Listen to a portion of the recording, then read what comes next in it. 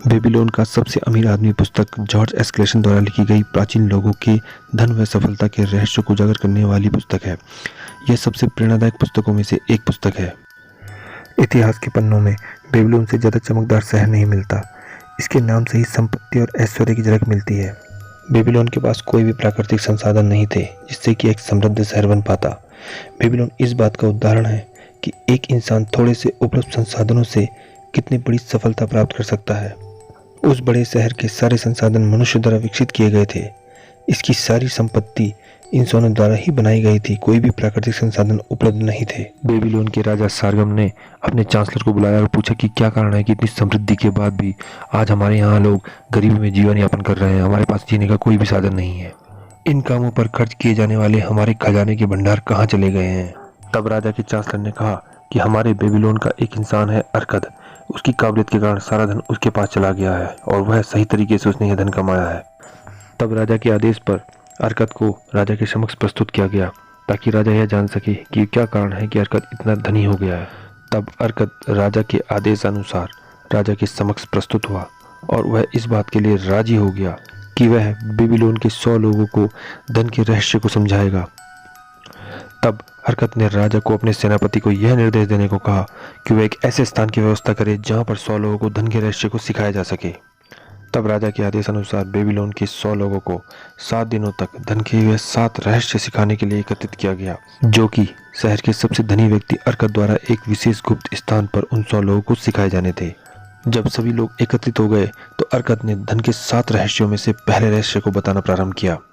अपने बटुए को मोटा करना शुरू करो।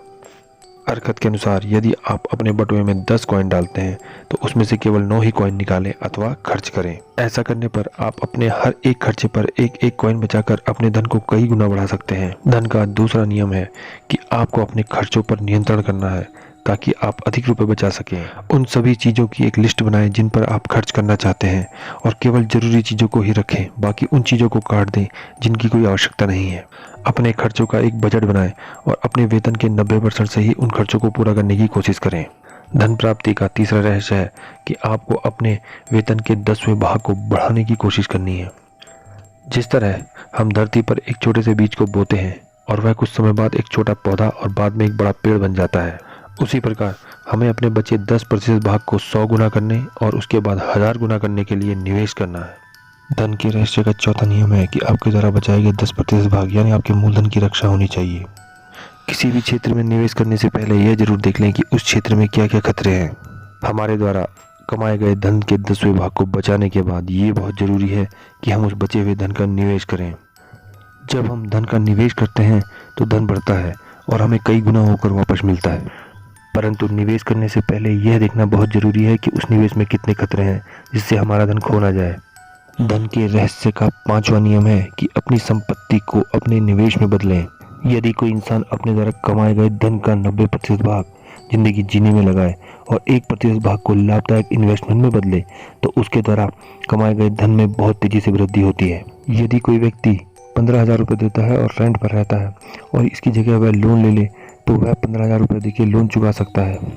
और वह यदि हर महीने 15,000 रुपये लोन चुकाने में देता है तो कुछ सालों बाद उसका लोन खत्म हो जाएगा और वह उसकी संपत्ति बन जाएगी। अब उसका यह घर उसको बिना किसी काम के किराए के माध्यम से पैसे कमा के देगा। धन के रहस्य का 6वां नियम है कि अपने आने वाले समय यानी अपने बुढ़ापे के लिए एक आमदनी निश्चित करें।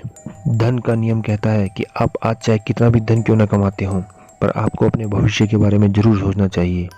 इसके लिए यह बहुत ज़रूरी है कि आप कुछ इस तरह से अलग निवेश करें कि जो कि आपको बुढ़ापे में सहारा दें। जब हम अपने एक ओल्ड एज में पहुंचते हैं तो हम शारीरिक रूप से इस स्थिति में नहीं होते कि हम कोई काम कर सकें। अतः यह बहुत ज़रूरी है कि हमें अपनी आज की एज से ही अपने बुढ़ापे के लिए धन का एक ऐसा पौधा बोना होगा जो हमें उचित समय पर धन दे सके।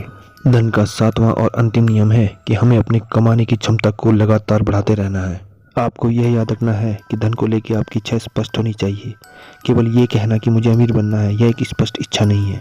मेरे पास 5 सोने के सिक्के हैं यह एक स्पष्ट इच्छा है। आपकी इच्छाएं सरल व स्पष्ट होनी चाहिए। वह आपका ही नुकसान कर सकती हैं यदि वे संख्या में बहुत अधिक हों और अधिक जटिल हों। काबिलियत के अनुसार अपनी इच्छाओं को निश्चित करें और उन इच्छाओं को पूरा करने के लिए अपने धन को बढ़ाने की ओर अग्रसर हों।